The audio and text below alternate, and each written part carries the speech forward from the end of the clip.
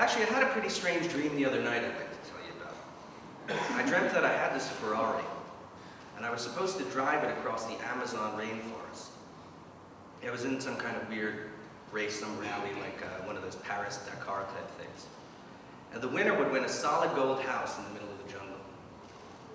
I was racing this one other guy, it was this French guy who was riding on a pig. And then there was this Indian guy following us around, kind of blended into the jungle a bit. Well, anyway, here I was in the Amazon. The Ferrari kept getting stuck in the mud. At one point, I go to shift gears, and the stick shift just kind of wobbles limply in my hand. I know what you're thinking. It probably has some kind of sexual interpretation, like I feel impotent or something. I don't know.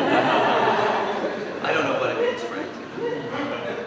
To be honest with you, lately my sex life has been just terrible. Now, I don't know why I can't seem to find a decent girlfriend. These serial killers have an easier time of it than me. Like this guy, for instance, John Wayne Gacy. This guy was a convicted child molester. And he used to like to dress up as a clown. And he sodomized and hacked to death something like 35 people and buried them in the crawl space in his house. This guy gets married twice. Granted, the women he married probably had a few screws loose, but you get my general point. And CeeLo, the seal boy from the Coney Island Freak Show, this guy had 4 kids. He didn't even have any arms, for Christ's sake. But, you know, I guess I'm getting to that age where I kind of want to get married myself, you know, so I'm hoping I can meet someone nice. You got to be pretty careful about that kind of thing, because you want to be sure to make the right decision. You know, committing to a relationship is a lot like getting a tattoo. You know, at first it's all exciting and full of color, you want to show it off to the world.